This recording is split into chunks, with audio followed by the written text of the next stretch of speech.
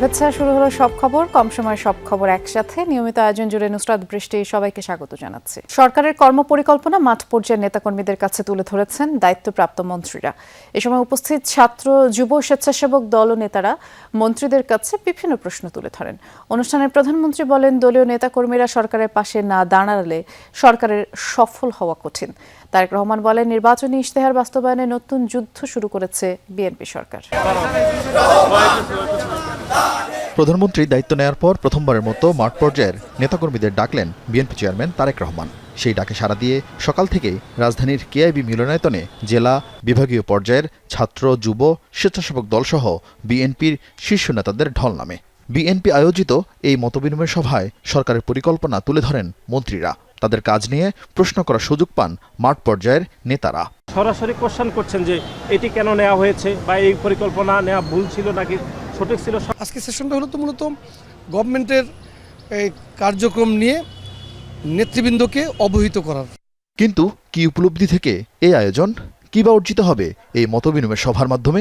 দেশ এবং জাতির উন্নয়নের জন্য দল এবং সরকার যে পারস্পরিক সম্পর্ক, সেই সম্পর্ক আরও দৃঢ় হবে। সরকারের জবাবদিহিতা নিশ্চিত হবে এবং একই সাথে সরকারের যে ভুল ত্রুটিগুলো হচ্ছে সেগুলো শুধরে সরকার আগামীতে আরও ভালোভাবে এগিয়ে যাবে বলে আমরা প্রত্যাশা রাখছি। দিনব্যাপী আয়োজনে স্বাগত বক্তব্য দেন প্রধানমন্ত্রী তারেক রহমান। স্মরণ করিয়ে দেন নির্বাচনের আগে দেশে সুশাসন প্রতিষ্ঠা সহ বিএনপির দেয়া প্রতিশ্রুতির কথা। আমরা মানুষকে বলেছিলাম যে আমাদের উপরে যেরকম অত্যাচার নির্যাতন হচ্ছে, যেরকম গুম খুনের শিকার হচ্ছে রাজনৈতিক দলের নেতাকর্মীরা, আমরা চাই দেশে এমন একটি রাজনৈতিক পরিস্থিতি হোক যেখানে আমরা ডিবেট করব, কথা বলবো, কিন্তু এরকম পরিস্থিতি আমরা তৈরি হতে দেব না। প্রিয় নেতৃবৃন্দ, যেই কথাটি বলছিলাম, যুদ্ধ একটি শেষ হয়েছে, এখন আরেকটি যুদ্ধ শুরু হয়েছে। কি সেই যুদ্ধ? সেই যুদ্ধটি হচ্ছে আমরা মানুষকে যে কমিটমেন্ট দিয়েছিলাম সেই কমিটমেন্টগুলোর বাস্তবায়ন করা। সেই প্রতিশ্রুতি বাস্তবায়নে সরকারের পাশে দাঁড়িয়ে বিএনপি নেতাকর্মীদের সহযোগিতা করার আহ্বান জানান প্রধানমন্ত্রী। আমরা বলি বর্তমান সরকার বিএনপি সরকার, অর্থাৎ সরকার ঠিকই আছে কিন্তু বিএনপি সরকার। সেজন্য বিএনপি যদি সহযোগিতা না করে অনেক ক্ষেত্রেই সরকার সফল হতে পারবে না। এবং বিএনপির সফলতা তখনই নির্ভর করছে যখন আপনারা এখানে উপস্থিত প্রত্যেকটি মানুষ এবং আপনারা যাদেরকে নেতৃত্ব দিচ্ছেন তাদেরকে সাথে নিয়ে সরকারের পেছনে এসে না দাঁড়ান। তা এর বাইরেই হলে আমরা সরকারকে কাঙ্ক্ষিত লক্ষ্যে নিয়ে যেতে পারবো না। রুদ্ধদ্বার সভার সমাপনী সেশনে সাংগঠনিক কর্মকাণ্ড ও দলীয় শৃঙ্খলা নিয়ে আলোচনার কথা রয়েছে, যেখান থেকে বিএনপির আগামী কাউন্সিল, অঙ্গ সংগঠনের নতুন কমিটি গঠন সহ সাংগঠনিক দিক নির্দেশনা দিবেন বিএনপি চেয়ারম্যান তারেক রহমান। আরিফিন শাকিল, যমুনা নিউজ, ঢাকা। দেশের আইন শৃঙ্খলা পরিস্থিতি সরকারের নিয়ন্ত্রণে নেই বলে মন্তব্য করেছেন এনসিপির আহ্বায়ক ও জাতীয় সংসদে বিরোধী দলীয় চিফ হুইপ নাহিদ ইসলাম।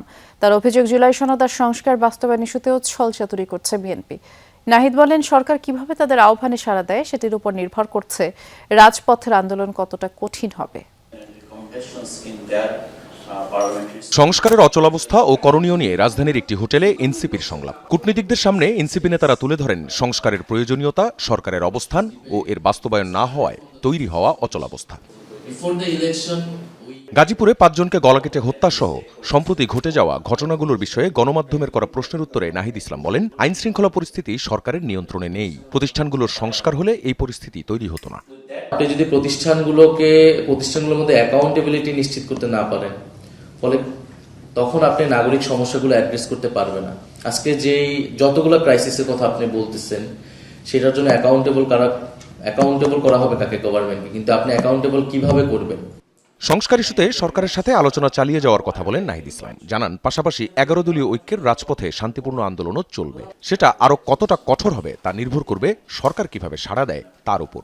খুব স্পষ্টভাবে বলেছি যে সরকার বা বিএনপি একটা ছলচাতুরি করছে। তারা জুলাই সনদকে জুলাই আদেশ বা গণভোটের সাথে একটা বাইনারিতে নিয়ে গেছে এবং তার উপরে স্থান দিচ্ছে। আমরা আন্দোলন অবশ্যই পিসফুলি করব, আমরা আন্দোলন অহিংসভাবে করব এবং রাজপথে অলরেডি কর্মসূচি শুরু হয়েছে।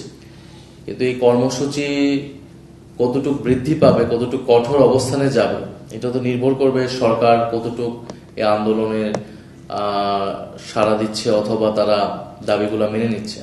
সংলাপে এনসিপি নেতারা আরও বলেন, সংস্কার নিয়ে সরকার ছলচাতুরি করছে, তাই রাজনৈতিক অবিশ্বাস তৈরি হয়েছে। আখলাকুস সাফা, যমুনা নিউজ, ঢাকা।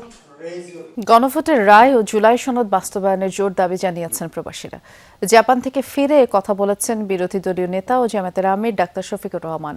ভারতের প্রতি সব দল ও ধর্মের মানুষ নিরাপত্তা নিশ্চিতের আহ্বানও জানিয়েছেন তিনি। বলেছেন, সীমান্ত হত্যা সহ পুশ ইন পর্যালোচনা করছে জামায়াত। দেশে আইনশৃঙ্খলা পরিস্থিতির অবনতি হয়েছে বলে অভিযোগ করেন ডাক্তার শফিকুর।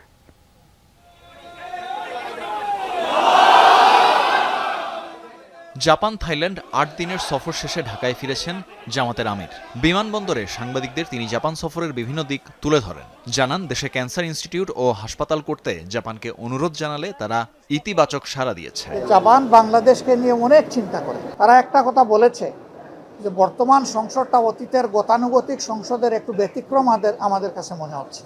থাইল্যান্ড সফরের সময় প্রবাসীরা জুলাই সনদ ও গণভোটের রায় বাস্তবায়ন এবং জুলাই যোদ্ধাদের উন্নত চিকিৎসার দাবি জানিয়েছেন বলে জানান জামাত আমির। আমরা প্রবাসীদের সাথে যখন বসেছি, তারা বলেছে আমাদের অনেক প্রবলেম আছে, কিন্তু আমাদের একটা দাবি খুবই জোরালো, এটা হলো গণভোটের রায় যেন বাস্তবায়ন হয়। যখন দেখতে গেলাম আজকে আহতদেরকে, পঙ্গুদেরকে, এরা গলায় জড়াইয়ে ধরে বলল গণভোটের রায় আর জুলাই সনদ দুইটা যেন অক্ষরে বাস্তবায়ন হয়। কোনো ফাঁকিঝুঁকি চলবে না, সব কিছু আমাদের প্রত্যাশার আলোকে হতে হবে। পশ্চিমবঙ্গ সহ ভারতের কয়েকটি রাজ্যের নির্বাচন প্রসঙ্গে ডাক্তার শফিকুর রহমান বলেন, বিশেষ কোনো ধর্মকে যেন টার্গেট করা না হয়, সেজন্য দেশটির সরকারের দৃষ্টি আকর্ষণ করেন তিনি। ইসলাম ধর্মকে সেখানে আইডেন্টিফাই আলাদা করা হবে কেন? তাদের দেশের তো সংবিধান হলো ধর্মনিরপেক্ষ সংবিধান। সেই দেশে সকল ধর্মের মানুষের তার ধর্মীয় অধিকার, তার নাগরিক অধিকার ভোগ করার পূর্ণ এখতিয়ার আছে। দেশে ফিরে জামাত আমির আইন শৃঙ্খলা পরিস্থিতির অবনতির অভিযোগও করেন। জনসচেতনতা, প্রতিবাদ এবং সরকারকে তার দায়িত্ব পালনের জন্য আমরা চাপ দেব, এটা আমাদের দায়িত্ব। তানভীর মৌসুম, যমুনা নিউজ, ঢাকা। বিএনপি ক্ষমতায় এসে সংসদ শুরু হওয়ার আগে সিটি কর্পোরেশনের প্রশাসক নিয়োগ দিয়েছে, যা সংবিধান বিরোধী বলে দাবি করেছেন জামায়াতের সেক্রেটারি জেনারেল মিয়া গোলাম পরোয়ার। দুপুরে ঠাকুরগাঁয়ে স্থানীয় সাংবাদিকদের সাথে মতবিনিময়ে তিনি বলেছেন, জাতীয় নির্বাচনের আগে স্থানীয় সরকার নির্বাচনের দাবি করেছিল জামায়াত, কিন্তু বিশেষ উদ্দেশ্যে অন্তর্বর্তী সরকার তা মেনে নেয়নি বলে অভিযোগ করেন গোলাম পরোয়ার। বলেন, সংবিধানে স্থানীয় সরকারের প্রতিটি স্তরে নির্বাচিত জনপ্রতিনিধিদের দায়িত্ব পালনের কথা থাকলেও সেখানে দলীয় লোকদের বসানো হয়েছে। এর আগে নীলফামারীর সৈয়দপুর বিমানবন্দরে জামায়াতের এই নেতা বলেন, জুলাই সনদ ও গণভোট নিয়ে জাতিকে বিভ্রান্ত করা হচ্ছে। সরকারের এই অবস্থানকে দ্বিচারিতা, প্রতারণার শামিল বলেও মন্তব্য করেন মিয়া গোলাম পরোয়ার। আমাদের সংবিধানে পরিষ্কার বলা আছে, স্থানীয় সরকারের প্রতিটি স্তরে নির্বাচিত জনপ্রতিনিধিরা দায়িত্ব পালন করবে। কিন্তু সরকার এসে একটা ইলেকটেড গভর্নমেন্ট, তিনি এসে নিজেই আবার সিলেক্টেড লোকদেরকে দিয়ে, যেখানে ইলেকটেড রিপ্রেজেন্টেটিভ দিয়ে লোকাল গভর্নমেন্ট চলবে, সেখানে উনি সিলেক্টেড লোক দিয়ে দিলেন। এবং যে সিলেকশনটা কি হলো, দলীয় লোক, সব দলীয় লোক। গাজীপুরের কাপাসিয়ায় 5 জনের গলা কাটা মরদেহ উদ্ধার করেছে পুলিশ। শনিবার সকালে গৃহকর্ত্রী শারমিন, তার ভাই ও 3 সন্তানের লাশ উদ্ধার করা হয়। হত্যাকাণ্ডে ব্যবহৃত একটি চাপাতি ঘরের ভেতর থেকে উদ্ধার করেছে পুলিশ। আর প্রধান সন্দেহভাজন গৃহকর্তা ফোরকান ঘটনার পর থেকে পলাতক। অবশ্য জিজ্ঞাসাবাদের জন্য 2 জনকে আটক করেছে পুলিশ। কাপাসিয়া থেকে সহকর্মী রিয়াজ রায়হানের রিপোর্ট, ছবি তুলেছেন রাব্বি হোসেন। কাপাসিয়ার রাউতকোনা এলাকা, দোতলা বাড়ির ভেতরে 5 জনের মরদেহ, বাইরে স্বজনদের হাজারি।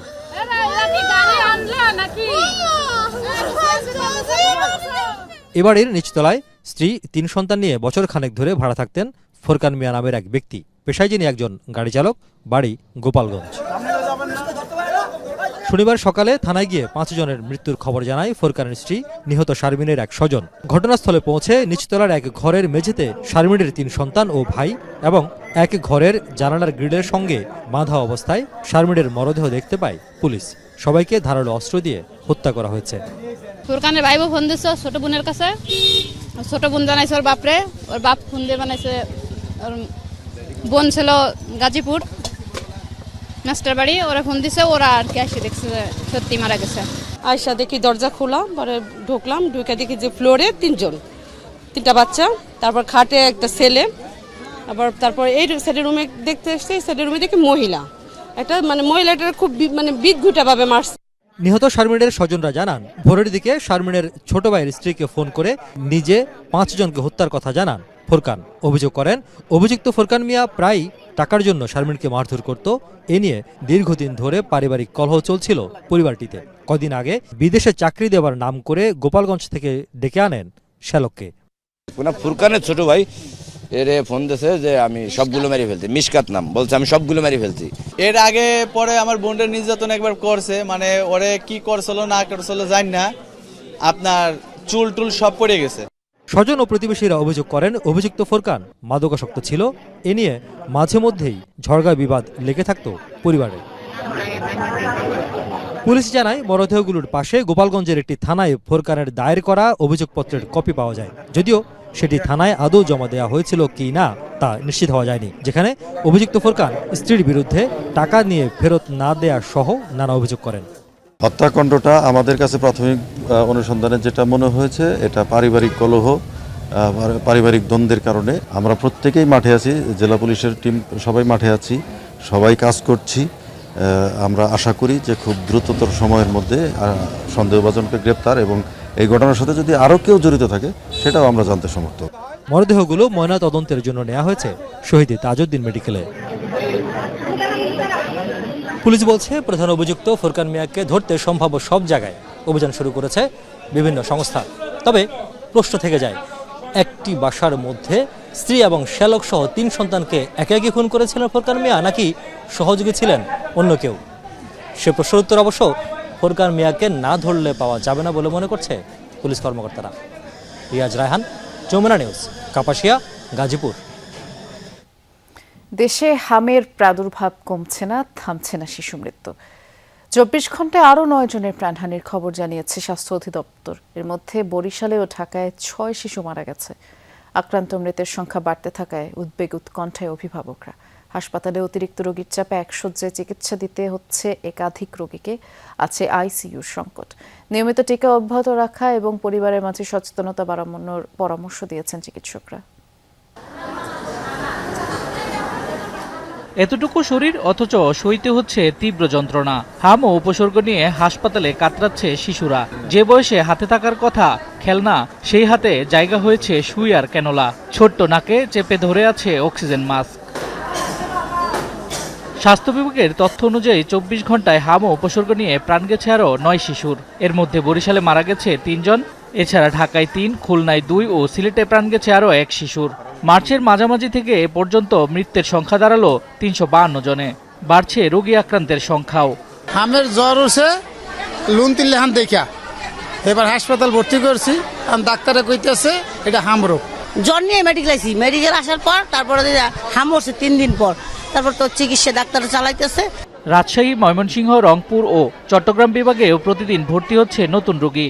বেশিরভাগ হাসপাতালে হামের জন্য খোলা হয়েছে আইসোলেশন ওয়ার্ড। তবে স্থান সংকুলান না হওয়ায় কেউ চিকিৎসা নিচ্ছে বারান্দায়, কেউ মেঝেতে। রোগী বেশি লাগে, সিট মিলেন না। দেখো বেডও 2 জন হরে দেবো, আমার বেডও দিতে হয়েছেন আর আমার খুঁজা তুইছেন। সংক্রমণ ও মৃত্যুর সংখ্যা বাড়লেও অভিভাবকদের আতঙ্কিত না হওয়ার আহ্বান চিকিৎসকদের। শিশুদের সুরক্ষা নিশ্চিতে টিকাদান ও ভিটামিন সমৃদ্ধ খাবার খাওয়ার পরামর্শ তাদের। রোগ প্রতিরোধ ক্ষমতা বাড়ানোর লক্ষ্যে ভিটামিন সমৃদ্ধ খাওয়া একই সাথে সকল শিশুকে আমরা রুটিন ইপিআইয়ের মাধ্যমে 9 মাস পূর্ণ হলে প্রথম ডোজ হামের টিকা, 15 মাস পূর্ণ হলে দ্বিতীয় ডোজ হামের টিকা প্রদান করে থাকি। রোগীর সেবার ক্ষেত্রে আসলে কোনো কমতি হবে না আমরা আশা করি। আমাদের সিস্টার ডাক্তাররা মাইকভাবে অক্লান্ত পরিশ্রম করে যাচ্ছেন। এদিকে হামের সংকট মোকাবেলায় সব ধরনের প্রস্তুতি নেওয়া হয়েছে বলে জানিয়েছে স্বাস্থ্য অধিদপ্তরের মহাপরিচালক। আর স্বাস্থ্য সচিব বলেন, অন্তর্বর্তী সরকারের আমলে টিকা সংগ্রহের গাফিলতির ব্যাপারে তদন্ত করছে সরকার। আজকে যে হামের যে প্রাদুর্ভাবের যে ঘটনা ঘটছে, আমাদের ইমিউনিটি গ্যাপ তো আছে, সাথে ভ্যাকসিনেশনের সমস্যা ছিল, আমাদের স্টকের সমস্যা ছিল, সেটা আমরা বিভিন্ন মিডিয়াতে দেখেছি। এই কয়েকটা বিষয় মিলে আসলে এখন 9 মাসের কমে শিশুরা আক্রান্ত হওয়ার রেটটা বেশি। এই প্রাদুর্ভাব আগামী দিনে যেন আমরা যে কর্মপরিকল্পনার মাধ্যমে এগিয়ে যাচ্ছি, সেটির মাধ্যমে যেন আমরা আমাদের শিশুদেরকে রক্ষা করতে পারি। হামের প্রাদুর্ভাব ও উত্তরণের পথ নিয়ে আয়োজিত এই গোলটেবিলে আলোচনায় সংকট সমাধানের পাশাপাশি দীর্ঘমেয়াদী পদক্ষেপের তাগিদ দেন বিশেষজ্ঞরা। পরামর্শ এবং সবগুলো নিয়ে আমাদের শামস তাবরিজ উচ্ছ্বাস, যমুনা নিউজ। বিদভিত্তিক কাঠামোতে আটকে গেছে রাজনৈতিক সাংবাদিকতা, যেখানে অনুসন্ধানের চেয়ে এখন দলের এজেন্ডাই গুরুত্ব পায়। অনেক ক্ষেত্রে রাজনৈতিক দলের কর্মী হিসেবে সাংবাদিক নিজেই আচরণ করেন।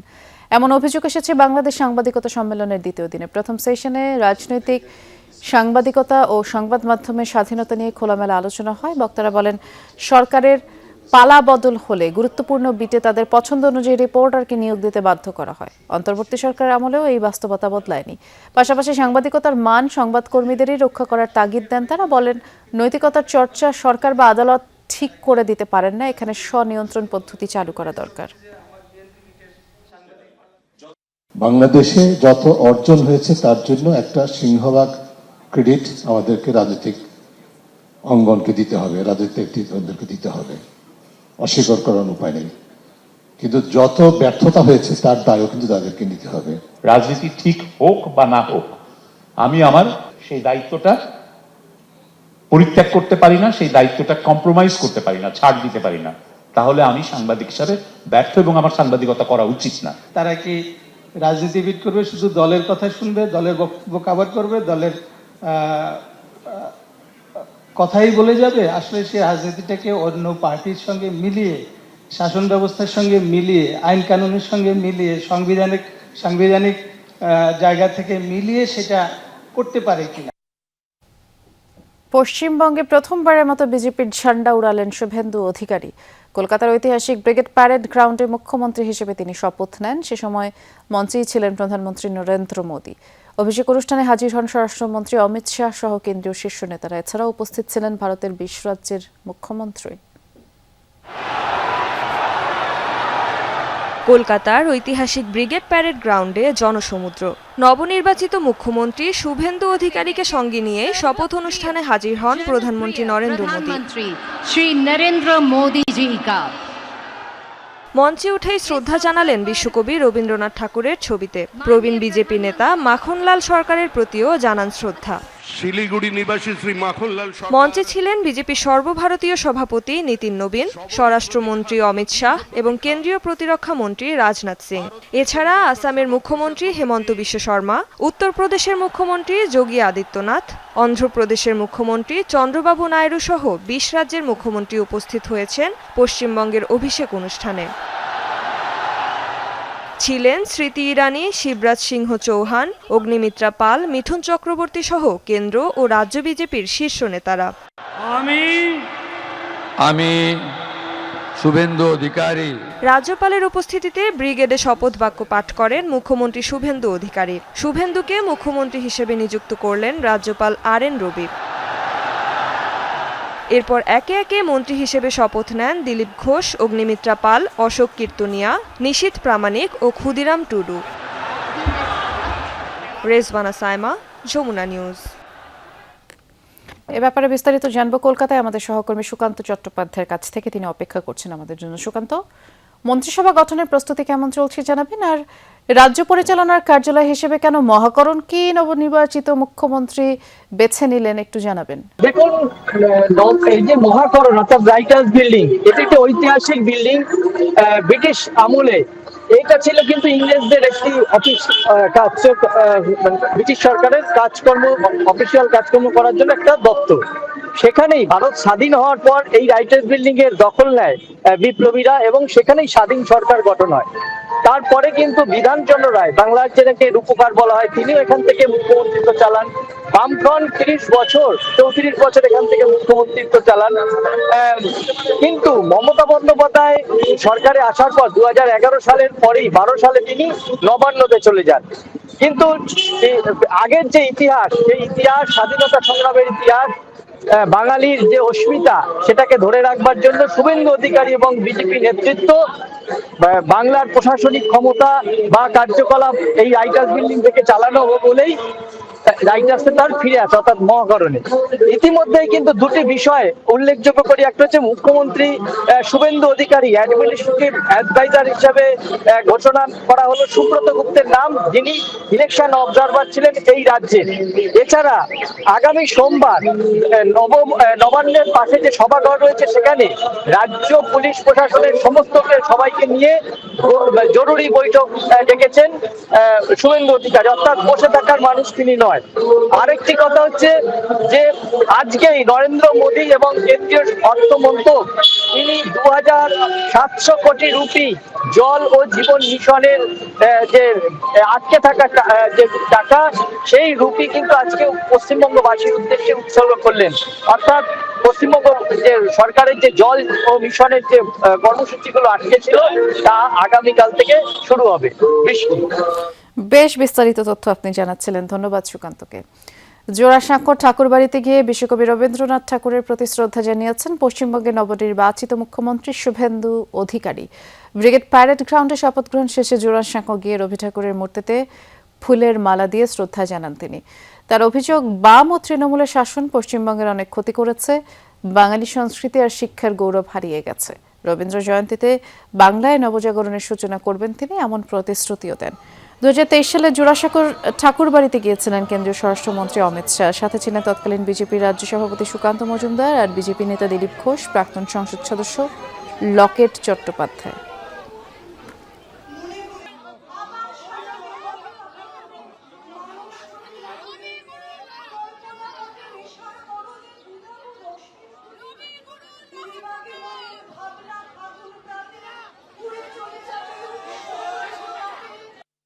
আসল বাংলার অনেক ক্ষতি হয়ে গেছে, শিক্ষা হারিয়ে গেছে, সংস্কৃতি ধ্বংস হয়ে গেছে। আমরা বাংলাটাকে নবনির্মাণ করি, অনেক দায়িত্ব। যথাযথ সমর্থন পাওয়ার পরও অনিশ্চয়তার সুতোয় ঝুলছে তামিলনাড়ুর মুখ্যমন্ত্রী হিসেবে বিজয় থালাপাতির অভিষেক। এরই মাঝে সমর্থনপত্র জমা দিলেও এখনও বিজয়কে সরকার গঠনের আমন্ত্রণ জানায়নি রাজ্যপাল। বিশদভাবে যাচাই করা হচ্ছে তার সমর্থনপত্র। এদিকে রাজ্যপালের গড়িমসিতে সরকার গঠনে আমন্ত্রণ জানানোর নির্দেশ চেয়ে সুপ্রিম কোর্টে একটি রিট পিটিশন দাখিল করেছে টিভিকে। তামিলনাড়ুর সরকার গঠন নিয়ে যেন কাটছেই না নাটকীয়তা। পর্যাপ্ত সমর্থন পাবার পরও এখনও অনিশ্চিত চলচ্চিত্র থেকে রাজনীতির ময়দানে আসা থালাপতি বিজয়ের মুখ্যমন্ত্রিত্ব। গেল 3 দিনে রাজ্যপালের সাথে কয়েক দফা সাক্ষাৎ করেছেন বিজয়। সরকার গঠনে প্রয়োজনীয় সংখ্যাগরিষ্ঠতা নিশ্চিত করে ম্যাজিক ফিগার 118 ছাড়িয়ে 119-এ পৌঁছেছে টিভিকের সমর্থন। তবুও এখনও সরকার গঠনের অনুমোদন পায়নি তামিলাগা ভেট্রি কাজাগাম টিভিকে। এ অবস্থায় সরকার গঠনের আমন্ত্রণ জানানোর নির্দেশ চেয়ে সুপ্রিম কোর্টে একটি রিট পিটিশন দাখিল করেছে টিভিকে। থালাপতিকে মুখ্যমন্ত্রী হিসেবে শপথ গ্রহণের আমন্ত্রণ জানানোর পাশাপাশি রাজ্যপালকে নির্দেশ করে আরও বলা হয়, অচল অবস্থার মাঝে তিনি যেন অন্য কাউকে সরকার গঠনের সুযোগ না দেন। এদিকে বিজয়কে সমর্থন জানাতে স্পষ্ট অস্বীকৃতি জানিয়েছে মিত্র আইইউএমএল ও স্বতন্ত্র রাজনৈতিক দল এএমএমকে। জোরগুঞ্জন নবযাত্রা ঠেকাতে একজোট হতে পারে ডিএমকে ও এআইএডিএমকে। অন্যদিকে যথাযথ সংখ্যক সমর্থন দেখানোর পরও তা মানতে নারাজ তামিলনাড়ুর গভর্নর। সমর্থনপত্র জমা দেওয়ার পর প্রতিটি দলের স্বতন্ত্র বিধায়কের সঙ্গে কথা বলে নিশ্চিত হচ্ছেন তিনি।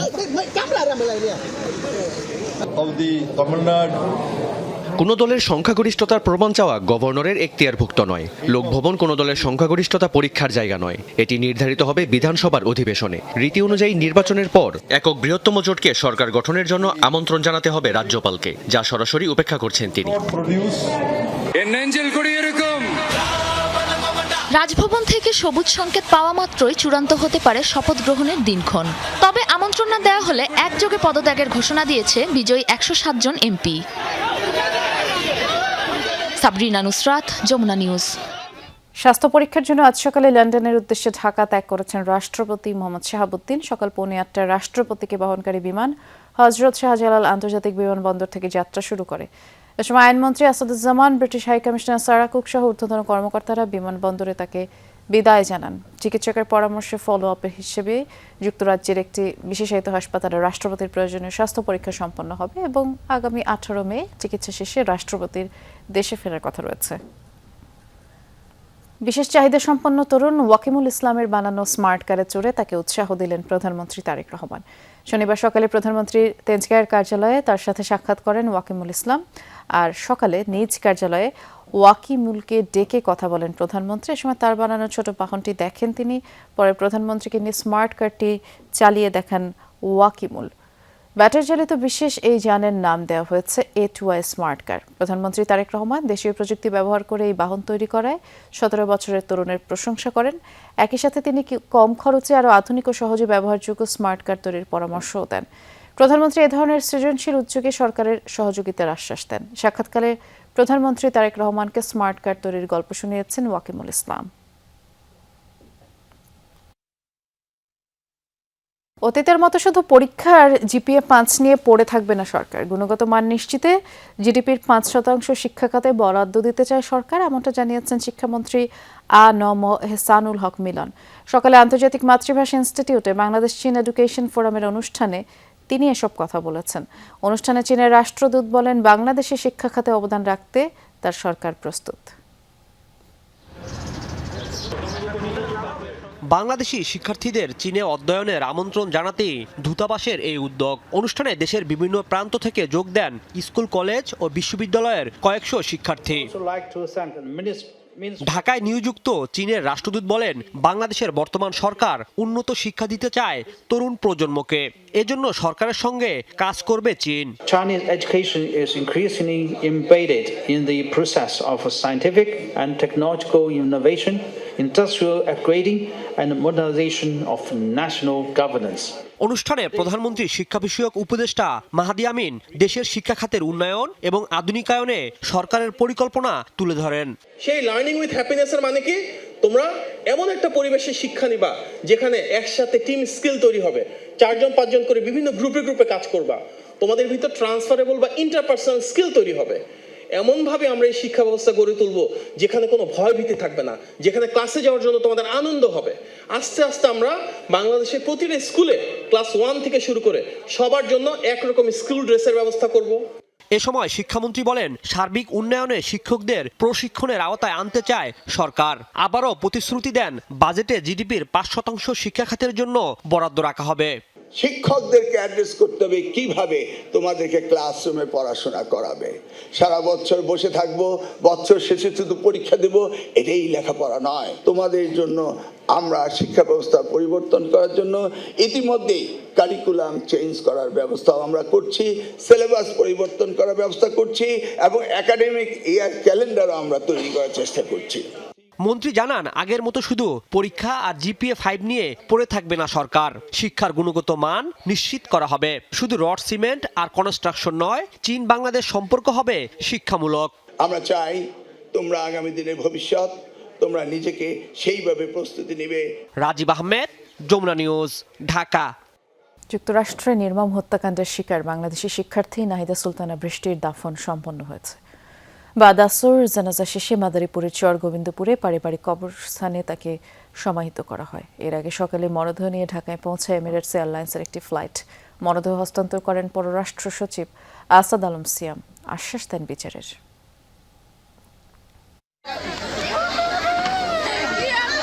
আদরের কন্যাকে নিয়ে বাবা মায়ের ছিল না স্বপ্নের অন্ত। আততায়ীর হামলায় নিমিষেই সব শেষ। তাদের বুকে একরাশ কষ্ট। দুপুরে বৃষ্টির মরদেহ মাদারীপুরে তার নিজ গ্রামে নেওয়া হলে এলাকায় নামে শোকের মাতম। 17 তারিখ দেশে ফিরে নিজ নকশায় করা বাড়িতে ওঠার স্বপ্ন ছিল তার। এলেন ঠিকই, তবে প্রাণহীন। যে মেয়েটি উচ্চশিক্ষার জন্য পাড়ি জমালেন সুদূর মার্কিন মুলুকে, তার প্রত্যাবর্তন ঘটল কফিনে। দেখে যেতে পারলেন না পিএইচডির সার্টিফিকেট, বরং বাবা মা গ্রহণ করলেন মরণোত্তর সার্টিফিকেটটি। এই যে ডক্টরেট ডিগ্রি লাভ করবে, এই জন্য অনেক পরিশ্রম করছে এবং সেই পরিশ্রমের উপর দাঁড়িয়ে এসে এই পর্যন্ত এগিয়েছিলেন। আমরাও জীবন অনেক ত্যাগ তিতিক্ষা করছি আর কি। ঘাতকের সর্বোচ্চ শাস্তি অর্থাৎ মৃত্যুদণ্ড হোক, এটা আমরা চাই, এটা আমাদের চাওয়া পাওয়া। বিকেলে আসরের নামাজের পর উপজেলার চরগোবিন্দপুর উচ্চ বিদ্যালয়ে তার জানাজার নামাজ অনুষ্ঠিত হয়। সদা হাস্যোজ্জ্বল ও মেধাবী এই তরুণীর জানাজায় অংশ নেন স্থানীয়দের পাশাপাশি বিভিন্ন শ্রেণী পেশার মানুষ। পরে পারিবারিক কবরস্থানে হয় দাফন। এর আগে সকালে মরদেহ নিতে বিমানবন্দরে অপেক্ষায় ছিলেন মা বাবা ও স্বজনরা। বৃষ্টির মরদেহ হস্তান্তর করেন পররাষ্ট্র সচিব। এ সময় সৃষ্টি হয় হৃদয় বিদারক দৃশ্যের। দেন বিচারের আশ্বাস। শান্তশিষ্ট একটা মেয়ে ছিল। ইউএস গভর্নমেন্ট এবং বাংলাদেশ গভর্নমেন্টের প্রতি আমাদের একটাই প্রত্যাশা, যেন এই যে নির্মম হত্যাকাণ্ড, এটার জন্য একটা সুষ্ঠু বিচার হয়। অভিযুক্ত যারা, তাদের তদন্ত যাতে সুষ্ঠুভাবে হয় এবং পরবর্তীতে যাতে তাদের বিচার যথাযথভাবে হয়, সেজন্য কাজ করে যাচ্ছে। আমরা মার্কিন কর্তৃপক্ষের সাথে সার্বক্ষণিক যোগাযোগের মধ্যে আছি। গত 16 এপ্রিল ইউনিভার্সিটি অব সাউথ ফ্লোরিডায় অধ্যয়নরত 2 বাংলাদেশি পিএইচডি শিক্ষার্থী জামিল আহমেদ লিমন এবং নাহিদা সুলতানা বৃষ্টি নিখোঁজ হন। কয়েকদিন পর তাদের দেহাবশেষ উদ্ধার করে দেশটির পুলিশ। নাফিজ আলম চয়ন, যমুনা নিউজ, ঢাকা। জুলাই গণ অভ্যুত্থানের ঘটনায় করা মামলার আসামিরা প্রকাশ্যে ঘুরে বেড়ালেও গ্রেফতার না করার অভিযোগ উঠেছে উত্তরা পূর্ব ও পশ্চিম থানা পুলিশের বিরুদ্ধে। শনিবার ট্রাইব্যুনালের চিফ প্রসিকিউটরের কাছে এই অভিযোগ করেন উত্তরার শহীদ পরিবারের সদস্যরা। থানায় চলমান মামলাগুলো তদন্ত সংস্থা যাচাই করবে বলেও জানায় প্রসিকিউশন। তদন্ত প্রতিবেদন আদালতে জমা না দিয়ে প্রসিকিউশনের কাছে পাঠাতেও নির্দেশ দেওয়া হয়। জুলাই গণঅভ্যুত্থানের অন্যতম হটস্পট ছিল রাজধানীর উত্তরা। সরকারি হিসেবেই এখানে শহীদ হয়েছে ৭৩ জন, বেসরকারি হিসেবে যা ৮১, আর আহত ও গুলিবিদ্ধ হয় ২৫০-রও বেশি। শনিবার উত্তরার সেই স্পটগুলো পরিদর্শনে আসেন ট্রাইব্যুনালের চিফ প্রসিকিউটর আমিনুল ইসলাম। এ সময় জুলাই গণঅভ্যুত্থানের নিহতদের পরিবার ও আহতদের তোপের মুখে পড়েন তিনি। তারা অভিযোগ করেন আসামিরা প্রকাশ্য ঘুরে বেড়ালেও ধরছে না পুলিশ। আমরা খোঁজ দেওয়ার পরেও পুলিশ এসে সে চলে যাওয়ার পরে পুলিশ আসে। আর যারা দোষ করছে দোষীদের শাস্তি চাই আমি। যে কোনো বড় আসামি হলে যেন দ্রুত সময়ের মধ্যে অ্যাকশন নেয়। তবে আসামি না ধরার অভিযোগ উত্তরা পূর্ব থানার ওসি ঠেলে দেন পশ্চিম থানার দিকে। আর পশ্চিম থানার ওসি বললেন তাদের জানা নেই। এটা উত্তরা পশ্চিম থানার ইলেকশন ছিল, আমার নামে উত্তরা পূর্ব থানা কারণে এটা আমার জানা নাই। আপনাদের কাছে কোনো অভিযোগ নিয়েও যায়নি? না। পরে আসামিদের গ্রেফতারে উত্তরা জোনের সহকারী কমিশনার বরাবর নির্দেশনা দেন চিফ প্রসিকিউটর। এ সময় জুলাই গণঅভ্যুত্থানে ভুক্তভোগীদের পরিবারকে বিশেষ নিরাপত্তা দেওয়ারও নির্দেশনা দেন তিনি। একজন পারপেট্রেটর সে প্রকাশ্যে ঘুরে বেড়ায় এলাকায়, কিন্তু তাকে গ্রেফতার করা যাচ্ছে না। সেই কারণে তাৎক্ষণিকভাবে আমাদের যে তদন্তকারী কর্মকর্তা তাকে আমি নির্দেশনা দিয়েছি স্থানীয় পুলিশ তাকে যেন সহযোগিতা করে এবং তাকে 1 সপ্তাহের মধ্যে গ্রেফতারের জন্য তাকে পাওয়া সাপেক্ষে 1 সপ্তাহের মধ্যে গ্রেফতারের জন্য আমি নির্দেশনা দিয়েছি। জুলাই গণঅভ্যুত্থান ঘিরে থানায় দায়ের করা মামলাগুলোর তদন্তের অগ্রগতি প্রতিবেদন প্রসিকিউশনের কাছে পাঠাতে তদন্ত কর্মকর্তাদের নির্দেশ দেন আমিনুল ইসলাম। আমাদের আওতাধীন যে সব তদন্ত বা বিচার্য যে বিষয়গুলো আছে এগুলো সাইমালটেনিয়াসলি থানা পুলিশ যেগুলি করছে এগুলি সব আমরা তুলে নিয়ে আসব। পরে জুলাই শহীদ পরিবার ও জুলাই যোদ্ধাদের নিয়ে গণশুনানি করেন প্রসিকিউশন টিম। আগামী 1-2 মাসের মধ্যেই উত্তরার মামলাগুলো 3 ভাগ করে তদন্ত প্রতিবেদন দাখিল করা হবে বলেও শহীদ পরিবারকে আশ্বস্ত করেন চিফ প্রসিকিউটর। রাব্বি হোসেন, যমুনা নিউজ, ঢাকা। 24-এর অভ্যুত্থানে আহত শ্রমিকদের আর্থিক সহায়তা দিল শ্রমিক অধিকার পরিষদ। সকালে জাতীয় প্রেস ক্লাবে 24-এর গণ অভ্যুত্থানে শ্রমিকদের ভূমিকা ও প্রত্যাশা নিয়ে সমাবেশের পর সহায়তার অর্থ তুলে দেওয়া হয়। শ্রমিক অধিকার পরিষদের 6ষ্ঠ প্রতিষ্ঠাবার্ষিকীর অনুষ্ঠানে বক্তারা বলেন, শ্রমজীবী মানুষের অধিকার আদায় ও মুক্তির জন্য তারা কাজ করে যাচ্ছেন। এদেশের সকল গণ আন্দোলনে শ্রমিকদের ভূমিকা ছিল সবার উপরে। বক্তারা অভিযোগ করেন, 24-এর অভ্যুত্থানে শ্রমিকদের অবদান থাকলেও সরকার তাদের দাবি দাওয়া নিয়ে কোনো কাজই করেনি। নারী উদ্যোক্তাদের অংশগ্রহণে রাজধানী গুলশানে চলছে 2 দিনের উইমেন সামিট অ্যান্ড এক্সিবিশন 2026। দেশীয় পণ্যের প্রচার, নারীর অর্থনৈতিক ক্ষমতায়ন এবং স্বাস্থ্য সচেতনতা নিয়েই এই আয়োজন। আর যাতে রয়েছে প্রদর্শনী, আলোচনা, সাংস্কৃতিক অনুষ্ঠান। পুরো আয়োজনে মিডিয়া পার্টনার যমুনা টেলিভিশন। নারীর নেতৃত্ব, উদ্যোক্তা উন্নয়ন আর অর্থনৈতিক অংশগ্রহণকে সামনে রেখে রাজধানীর গুলশানে চলছে উইমেন সামিট এক্সিবিশন 2026। এবারের প্রতিপাদ্য জাতীয় অর্থনীতিতে নারীর ভূমিকা ও গুরুত্ব। পাওয়ার অফ শি আয়োজিত এই প্রদর্শনীতে অংশ নিয়েছেন দেশের বিভিন্ন প্রান্তে নারী উদ্যোক্তারা। পোশাক, হস্তশিল্প, স্কিন কেয়ার, জুয়েলারি, লাইফস্টাইল পণ্য, খাবার সহ নানা ধরনের দেশীয় পণ্য নিয়ে সাজানো হয়েছে 38টি স্টল। স্টুডেন্ট ছিলাম, হঠাৎ করেই শুরু করা, বাট এখন মনে হয় যে এটা একটা রেসপন্সিবিলিটি, কারণ আমি কিন্তু আমার ট্র্যাডিশনাল গহনাকে রিপ্রেজেন্ট করছি। সো এটা দেশে এবং দেশের বাইরে বেশ প্রশংসনীয়। আমি কাজ করছি জামদানি শাড়ি নিয়ে, দেশীয় পণ্য নিয়ে। দেশের পণ্যগুলো সবার কাছে পৌঁছে দেওয়ার জন্য সবচেয়ে সহজ সুযোগ হচ্ছে যে আমি যদি উদ্যোগ নিয়ে সেটাকে ছড়িয়ে দেই আমার ক্রেতাদের কাছে, বাজারে। কাঁথার মধ্যে নতুনত্ব আছে, যেমন প্যাচওয়ার্কের কিছু কাঁথা, যেটা আমাদের আসলে বাংলাদেশের যে একটা কালচার, যে এটার উপর ডিপেন্ড করে আমরা এগুলো করেছি। নারী উদ্যোক্তার জন্য যে দিনে এই পাওয়ার অফ শি কাজ করছে, তো এটা অনেক বড় একটা প্ল্যাটফর্ম। আয়োজকরা বলছেন, নারী উদ্যোক্তাদের জন্য নতুন বাজার তৈরি এবং বিনিয়োগকারীদের সঙ্গে সংযোগ স্থাপনই লক্ষ্য। 9 তারিখ এবং 10 তারিখ যে উইমেন সামিট অ্যান্ড এক্সিবিশন আমরা করেছি, এটা আসলে নারী উদ্যোক্তাদের জন্য ভীষণ প্রয়োজন আমার মনে হয়। কারণ একটা প্ল্যাটফর্ম অনেক কিছু করতে পারে, কারণ এটা কিন্তু নেটওয়ার্কিংয়ের জন্য অনেক বড় একটা সুযোগ। সামিটে নারীর শারীরিক ও মানসিক স্বাস্থ্য, অর্থনীতি ও উদ্যোক্তা উন্নয়ন নিয়ে আলোচনা হয়, যাতে অংশ নিয়েছেন চিকিৎসক, অর্থনীতিবিদ, কর্পোরেট নীতি নির্ধারকরা। 10 মে পর্যন্ত চলবে এই আয়োজন।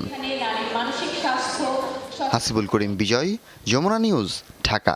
দেশের কেবল টিভি ও কন্টেন্ট খাতের উন্নয়নে প্রয়োজনীয় প্রণোদনার ব্যবস্থা নেওয়া হবে বলে জানিয়েছেন ডাক্তারি যোগাযোগ তথ্য প্রযুক্তি মন্ত্রী ফকির মাহবুব আনাম। বিকেলে খোয়াবে আয়োজিত আইসিবিসি এক্সপোর সমাপনী অনুষ্ঠানে তিনি বলেন, এই খাতকে আন্তর্জাতিক মানে উন্নীত করতে হলে কন্টেন্টের নৈতিকতা মান রাখা জরুরি। আর মন্ত্রী বলেন, গ্রাহকদের মানসম্মত সেবা নিশ্চিত সেবাদানকারী প্রতিষ্ঠানগুলো যথাযথ মূল্যায়ন যেন পায় সে বিষয়ে গুরুত্ব দিতে হবে। কন্টেন্টের অপব্যবহার বন্ধে সংশ্লিষ্টদের দায়িত্বশীল হওয়ার আহ্বান জানান তিনি এবং প্রযুক্তির পরিবর্তনের সঙ্গে তাল মিলিয়ে এই শিল্পকে এগিয়ে নিতে সরকার ও সংশ্লিষ্টদের একযোগে কাজ করতে হবে বলেও জানান মন্ত্রী। ছোট ছোট করে তালি কিন্তু আমরা পেতে পারি না। অসংখ্য ধন্যবাদ করেছেন শুরু থেকে, যিনি সকল বিষয়গুলোকে ওটিটি প্ল্যাটফর্ম, স্মার্ট টিভি এবং হাই স্পিড ইন্টারনেটের যোগ আপনাদের ব্যবসায়িক রূপান্তর হয়েছে এবং প্রয়োজনও। সরকার আপনাদের পাশে আছে। আমরা প্রশিক্ষণ, প্রণোদনা ও নীতি সহায়তা দিয়েও এই খাতের আধুনিকায়নে সাহায্য করতে যাচ্ছি। শুধু মাটি কাটলেই হবে না, খাল পুনরুদ্ধারে দরকার সমন্বিত পরিকল্পনা, মন্তব্য করেছেন বাংলাদেশ ইনস্টিটিউট অব প্ল্যানার্স সভাপতি পরিকল্পনাবিদ ডক্টর মোহাম্মদ আরিফুল ইসলাম। রাজধানীর বাংলা মোটরে Bangladesh institute of planners BIP আয়োজিত সংবাদ সম্মেলনে বক্তারা বলেন, খাল পুনর্খননকে শুধু প্রকল্প হিসেবে দেখলে দীর্ঘমেয়াদে সুফল মিলবে না। মূল প্রপন্থের BIP সভাপতি পরিকল্পনাবিদ ডক্টর মোহাম্মদ আরিফুল ইসলাম বলেন, অপরিকল্পিত নগরায়ন, খাল দখল, জলাশয় ভরাটের কারণে প্রাকৃতিক পানি নিষ্কাশন ব্যবস্থা মারাত্মকভাবে ক্ষতিগ্রস্ত হয়েছে, যার ফলে জলাবদ্ধতা ও বন্যা বাড়ছে। জাতীয় পানি সম্পদ পরিকল্পনা, অববাহিকা ভিত্তিক পানি ব্যবস্থাপনা, ডিজিটাল মনিটরিং সহ 11 দফা সুপারিশ তুলে ধরা হয়। পানি ব্যবস্থাপনা শুধু খনন বা প্রকৌশল নয়, এটি ভূমি ব্যবহার, পরিবেশ, সমাজ, অর্থনীতি, জীবিকা এবং প্রশাসনিক সমন্বয়ের বিষয়। সুতরাং খাল পুনর্খনন যে জলাশয় পুনরুদ্ধার বা স্থানিক পরিকল্পনার বৃহত্তর কর্মসূচি হিসেবে পুনর্গঠন করা প্রয়োজন। তরুণদের মধ্যে তামাকের ব্যবহার কমাতে আসন্ন বাজেটে তামাক পণ্যের মূল্য বৃদ্ধির দাবি জানিয়েছেন তরুণ চিকিৎসকরা। সকালে জাতীয় প্রেস ক্লাবের সামনে ন্যাশনাল হার্ট ফাউন্ডেশন অব বাংলাদেশের উদ্যোগে আয়োজিত মানববন্ধনে বক্তারা বলেন, দেশে তামাক ব্যবহারের হার দক্ষিণ এশিয়ার মধ্যে সর্বোচ্চ। একই সাথে তামাক ব্যবহারের কারণে স্বাস্থ্য পরিবেশগত ক্ষতির পরিমাণ রাজস্ব আয়ের তুলনায় অনেক বেশি। তামাক পণ্যের দাম বাড়ানো হলে নতুন ব্যবহারকারী কমবে এবং বর্তমান ব্যবহারকারীদের মধ্যে তামাক ছাড়ার প্রবণতা বৃদ্ধি পাবে। এখনও যুক্তরাষ্ট্র দেয়া শান্তি প্রস্তাবের জবাব আসেনি ইরানের পক্ষ থেকে, তবে শিগগিরই একটি প্রতিক্রিয়া আসবে বলে আশাবাদী মার্কিন প্রেসিডেন্ট ডোনাল্ড ট্রাম্প এবং এতে ব্যর্থ হলে কঠোর পদক্ষেপের হুঁশিয়ারি দেন তিনি। বলেন, সমঝোতা না হলে ইরান ইস্যুতে ভিন্ন পথে এগোতে পারে তার প্রশাসন এবং এ সময় ট্রাম্প প্রজেক্ট ফ্রিডম আরও বিস্তৃত করার সম্ভাবনার ইঙ্গিত দেন। মার্কিন নৌবাহিনীর সহায়তায় হরমুজ প্রণালীতে একটি নিরাপদ করিডোর তৈরির উদ্দেশ্যে এই উদ্যোগ নেওয়া হয়েছিল। মার্কিন প্রেসিডেন্ট জানান, সবকিছু ঠিক থাকলে এবং ঠিকঠাক না এগোলে প্রজেক্ট ফ্রিডম প্লাস শিরোনামে নতুন করে কার্যক্রম শুরু হবে, যাতে যোগ হবে আরও কিছু পদক্ষেপ। এদিকে ওয়াশিংটনের শান্তি প্রস্তাব পর্যালোচনায় করা হচ্ছে বলে জানিয়েছেন ইরানের পররাষ্ট্র মন্ত্রণালয়ের মুখপাত্র ইসমাইল বাঘেই।